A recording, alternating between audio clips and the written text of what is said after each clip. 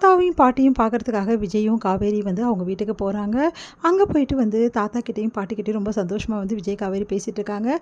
இங்கே வந்து தாத்தா வந்து பார்த்துட்டு ரொம்ப சந்தோஷமாக உன்னை பார்க்கும்போது அவ்வளோ பொறிப்பாக இருக்குது அப்படின்னு சொல்லிட்டு, பாப்பா எப்படி உனக்கு வந்து நல்லா இருக்கா, வந்து ரிப்போர்ட்ஸ்லாம் நல்லா வந்துடுச்சா அப்படி சொல்லிட்டு எல்லா விஷயத்தையும் கேட்டுட்ருக்காரு தாத்தா.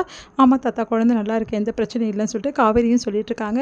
இங்கே வந்து காவேரியை பார்த்துட்டு, சரிடி என்னாச்சு, உன் அம்மா வந்து என்ன சொன்னாங்கன்னொன்னே, என்ன விஷயம் பாட்டி அப்படி சொல்லிட்டு கேட்குறாங்க.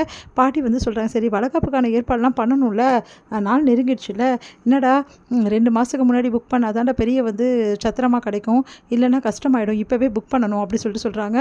அதை கேட்டுட்டு வந்து, அது வந்து பாட்டி அது பேசுறதுக்கு தான் நாங்கள் வந்திருக்கோம் அப்படின்னோடனே, என்ன பேச போகிறோம் இதில், பேசுறதுக்கு என்னடா இருக்குது, அதான் சொல்லிட்டேனே 7ஆம் மாதம் வளகாப்பு பண்ணிக்கலாம்னு சொல்லிட்டு, வளகாப்பை ஜாம் நடத்துறதுக்கான ஏற்பாடு எல்லாமே தாத்தா கிட்ட சொல்லிட்டேன். அதே மாதிரி மண்டபம் பார்க்குறது மற்ற எல்லா வேலையும் நம்ம பார்த்துக்கலாம், அவங்களுக்கு எந்த செலவோ எந்த வேலையோ அவங்களுக்கு கிடையாது, அதை நீ சொல்லிவிடு, நம்ம தான் இதை நடத்த போகிறோம் அப்படின்னோடனே, இதுக்கு மேலே என்ன பேசுறது அப்படி சொல்லிட்டு பாட்டி கேட்குறாங்க. இல்லை பாட்டி, வளகாப்பை சிம்பிளாக வச்சுக்க சொல்லி காவேரி பிரியப்படுறா. என்னது காவேரி சிம்பிளாக வச்சுக்க சொல்கிறா, எந்த பொண்ணும் பெரிய லெவலில் ஃபங்க்ஷன் பண்ணணும் தான் விரும்புவா, என்ன காவேரி ரொம்ப சிம்பிளாக பண்ணணும்னு சொன்னியாமேனோடனே, இல்லை பாட்டி அது வந்து காவேரி விருப்பம் மட்டும் கிடையாது, ஏன் விருப்பமோ அதுதான் பாட்டி அப்படின்னு விஜய் சொல்கிறாரு. அது கேட்டு என்னடா நீ இப்படி சொல்கிற அப்படி சொல்லிட்டு பாட்டி வந்து டென்ஷன் ஆகுறாங்க. உடனே பாட்டியை சமாதானப்படுத்த தாத்தா, இங்கே பாரு கல்யாணி, கொஞ்சம் அமைதியாக கேளு, அவங்க என்ன சொல்ல வராங்கன்னு சொல்லிட்டு நீ பாட்டுன்னு பொறி மாதிரி அப்படியே பொறிக்காது கல்யாணி அப்படின்னோடனே, சரி இப்போ என்னடா பிரச்சனை உனக்கு சொல்கிறா, இதுலேயும் உனக்கு பிரச்சனையாடா அப்படின்னோடனே, இல்லை பாட்டி சிம்பிளாக வச்சுக்க தான் நல்லது, காவேரிக்கும் ஆசையாக இருக்குது, இப்போ என்ன எதுக்காக அவ்வளோ பெருசு லெவலில் வைக்கணும்னு நீங்கள் நினைக்கிறீங்க, சிம்பிளாக வீட்டோட வச்சுக்கிறது தான் நல்லதுன்னு நாங்கள் முடிவு பண்ணியிருக்கோம், இதை சொல்கிறது தான் வந்திருக்கோம் பாட்டி, ப்ளீஸ் பாட்டி நாங்கள் சொல்கிறது கொஞ்சம் கேளுங்க, இப்போ வந்து எனக்கும் வந்து உங்களுக்கே தெரியும் நான் தனியாக போயிட்டேன், இன்னும் நான் வேலையிலையும் ஜாயின் பண்ணலை, அதனால் நானும் வேலையெல்லாம் ஜாயின் பண்ணணும் இல்லையா, எனக்கும் வேலை இருக்குல்ல, அதனால் கொஞ்சம் சிம்பிளாகவே வச்சுக்கலாம் பாட்டி, இங்கே பாடுறா நீ எதுவும் வேணாம்னு சொல்லிட்டேன். இல்லை பாட்டி, நான் எப்போ இந்த சொத்தெல்லாம் வேணான்னு முடிவு எடுத்தணும் அப்போவே இந்த சொத்துலேருந்து பெரிய லெவலில் எனக்கு பண்ணணும்னு எனக்கு தோணலை பாட்டி, ப்ளீஸ் பாட்டி இதுதான் என்னோடய முடிவு அப்படின்றாரு. அது கேட்டு பாட்டி செம்மையாக டென்ஷன் ஆகிறாங்க. என்னங்க இவன் இப்படி சொல்கிறான், கல்யாணி ஒரு நிமிஷம் இரு கல்யாணின்னு சொல்லிட்டு உள்ளே கூட்டிகிட்டு போகிறாரு. கல்யாணி அவங்க 2 பேர் நிலைமையை புரிஞ்சுக்கோ, சொத்தெல்லாம் வேணாம் எதுவுமே வேணாம்னு சொல்லிட்டு தானே விஜய் முடிவு எடுத்தான், இப்போ அந்த சொத்துலேயே வளகாப்பு பண்ணால் அவனுக்கு பிடிக்கல கல்யாணி, நீ அது புரிஞ்சவனுக்கு என்னங்க இது அநியாயமாக இருக்குது, இதெல்லாம் நல்லாவா இருக்குது, நம்ம பேரை நல்லா வாழ்க்கை வாழணும், முதல்ல பிறக்க போகிற நம்ம வீட்டு வாரிசுங்க இது, எப்படிலாம் இருக்கணும்னு நம்ம நினைப்போம், என்னங்க நீங்கள் அப்படின்னோடனே, அதெல்லாம் பார்த்துக்கலாம் காவேரி, அவன் விருப்பப்படியே சிம்பிளாகவே வச்சிடலாம் கல்யாணி, கொஞ்சம் ஒத்துக்க கல்யாணி அப்படின்னோடனே, எல்லாம் உங்கள் இஷ்டம், இல்லை நான் சொன்னால் யார் கேட்குறீங்க அப்படி சொல்லிட்டு வெளியே வராங்க.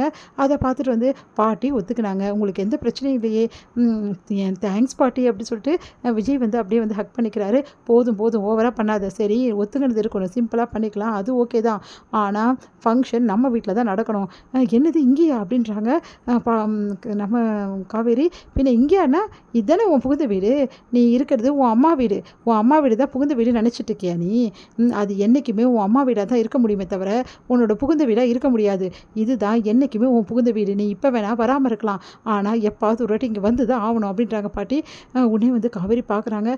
பாட்டி அது வந்து அதெல்லாம் தெரியாதுடா, நம்ம வீட்டு ஜனங்க நம்ம சொந்தக்காரங்களாம் கொஞ்சம் பேராது கூப்பிடணும், அதுக்கு அந்த வீடெல்லாம் வேலைக்கு ஆகாது, இந்த வீட்டில் தான் பண்ணும், முறையும் அதுதான், மாப்பிள்ளை வீட்டில் பண்ணி தான் பொண்ணு வீட்டுக்கு கூட்டிகிட்டு போவாங்க, இதுதான் முறை, ஏன் இந்த முறையெல்லாம் உங்கள் வீட்டுக்கு தெரியாதா, நான் உங்கள் மாமியார் வீட்டு சைடு ஆளுங்களுக்கு சொல்லி அவங்க புரிஞ்சுப்பாங்க அப்படின்னோடனே, சரி பாட்டி உங்கள் விருப்பப்படியே அங்கே வைக்கணுமா, சரி இதுக்கும் எங்கள் அத்தைக்கிட்ட கேட்டுக்கிறேன், அதெல்லாம் ஒன்றும் தேவையில்லை, நான் சொல்கிறதா நடக்கணும், புரியுதா இல்லையா, அவங்க 2 பேர் இருக்கணும், ஏங்க நீங்கள் சும்மா இருங்க அப்படின்றாங்க காவேரி. அதை கேட்டுட்டு வந்து விஜய் கிட்ட காவேரி சொல்கிறாங்க, ஏங்க நான் அம்மா கிட்ட பேசிக்கிறேங்க விடுங்கங்க, பாட்டி விருப்பப்படி இங்கேயே வச்சுக்கலாங்க, உனக்கு ஓகேவா காவேரி, எனக்கு ஓகே தாங்க, எந்த பிரச்சனையும் இல்லை, பாட்டி தான் சிம்பிளாக பண்ணிக்கலாம் சொல்லிட்டாங்கல்ல, அப்புறம் என்ன இங்கேயே பண்ணிக்கலாம், எனக்கு விருப்பம் தாங்க அப்படின்றாங்க.